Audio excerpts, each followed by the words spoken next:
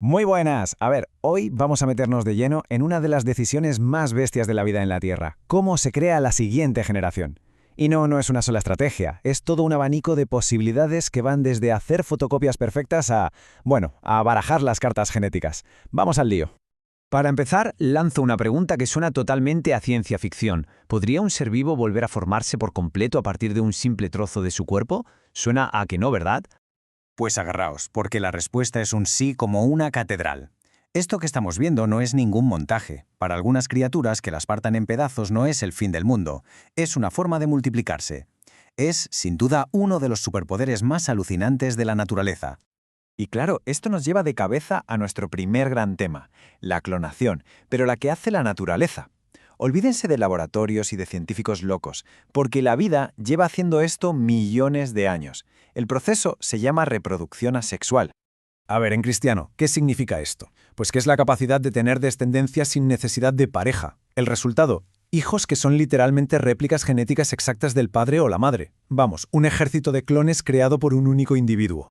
Vamos con el primer superpoder, lo llamamos fragmentación, y es, tal cual, la habilidad de resucitar a partir de un trozo, justo como hemos visto con la estrella de mar. Este diagrama es que lo explica de maravilla. Fijaos en los gusanos planaria, en la columna azul. Da igual si los cortas a lo largo o a lo ancho, cada trocito tiene toda la información para regenerar un gusano entero. Y con la estrella de mar, en la columna verde, pasa lo mismo. La única condición es que cada trozo conserve una parte del disco del centro. A partir de ahí, magia. La regeneración hace el resto. Es que es increíble. El siguiente método es un poco menos bestia, pero igual de flipante, la gemación. Aquí no hay cortes ni dramas, sino que algo nuevo crece directamente del cuerpo del original. Y esto lo ilustra a la perfección. A un individuo le empieza a crecer una especie de yema, un bultito, que es un nuevo ser. Como se ve ahí en la foto de la hidra, es una versión en miniatura que, cuando ya está lista, se suelta y a vivir su vida. Para que nos hagamos una idea, es como si a una persona le saliera un clon en el brazo y al cabo de un tiempo ese clon se fuera de casa.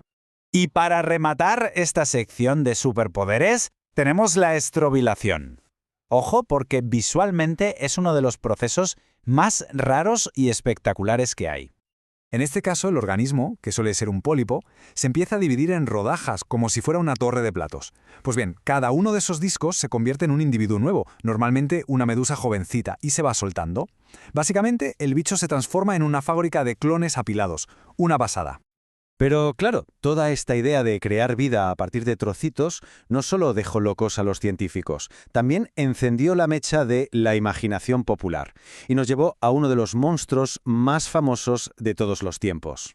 Y aquí entra en escena nuestro protagonista, Abraham Tremblay. Allá por el siglo XVIII, este naturalista se obsesionó con un pólipo de agua dulce, la hidra, por esa capacidad loquísima que tenía de regenerarse. Quería saber si era un animal o una planta y, sobre todo, si de verdad era inmortal. Sus experimentos fueron una auténtica revolución. Como él mismo escribió, empezó a cortarlos, a partirlos por la mitad, a intentar pegarlos, y descubrió alucinado que no solo no se morían, sino que se multiplicaban. Cada trozo volvía a la vida. Y aquí es donde todo encaja. Los descubrimientos de Tremblay, que venían a demostrar que se podía reanimar la vida a partir de fragmentos, causaron un revuelo tremendo en toda Europa. Esta idea de que se podían ensamblar partes para crear un ser vivo fue una de las chispas que encendió la imaginación de Mary Shelley para escribir su obra maestra, Frankenstein. A ver, podríamos pensar que todo esto de las estrellas de mar y las hidras es algo muy lejano, pero la clonación natural no es tan ajena a nuestra especie. De hecho, nos toca muy de cerca.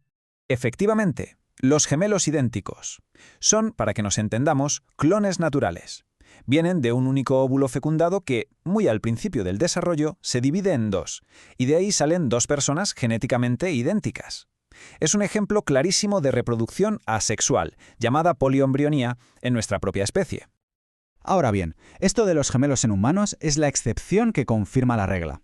La inmensa mayoría de las veces, nuestra especie y muchísimas otras eligen la otra gran opción, la reproducción sexual, que en lugar de copiar, lo que le gusta es mezclar. Aquí el mecanismo clave tiene un nombre: meiosis. A ver, sin meternos en un berenjenal técnico, piensen en esto como un proceso celular súper especial. No solo divide los cromosomas a la mitad para crear óvulos y espermatozoides, sino que, por el camino, los genes se barajan y se recombinan. Por eso, cuando se juntan, el resultado no es una copia, sino un individuo totalmente nuevo y único, una mezcla irrepetible de sus dos progenitores. Vale, entonces ya tenemos las dos grandes estrategias sobre la mesa. O clonamos o mezclamos. Y esto nos lleva a una de las preguntas del millón en la evolución. ¿Qué es mejor, ir rápido o ser diverso? Vamos a verlo con calma. La clonación sexual es súper eficiente, rapidísima. Es perfecta para colonizar un sitio que no cambia. Pero ¿cuál es su punto débil? La falta de diversidad. Si llega una enfermedad nueva o cambio de clima, al ser todos iguales, podrían palmarla todos. En cambio, la reproducción sexual es más lenta, gasta más energía, pero genera una diversidad genética brutal. Y esa variedad es el combustible de la evolución, lo que permite a las especies adaptarse a lo que venga. Así que al final la cosa se reduce a esto. La vida está siempre en una encrucijada. Tiene que elegir entre la velocidad de la clonación, que es genial para conquistar un entorno estable, y la variedad de la mezcla, que es como el mejor seguro de vida contra un futuro que no sabemos cómo será. Y no hay una respuesta correcta, ¿eh? Todo depende del momento y de las circunstancias. Y esto nos deja con una última reflexión. Si clonarse es tan eficaz, tan rápido, ¿por qué la mayoría de los seres vivos complejos, nosotros incluidos, apostamos por la diversidad? Pues quizás la respuesta es que, en un mundo que no para de cambiar, la capacidad de barajar las cartas y crear algo nuevo no es solo una opción más, quizás sea el mayor superpoder de todos, la mejor estrategia para sobrevivir a largo plazo. Muchas gracias por habernos acompañado.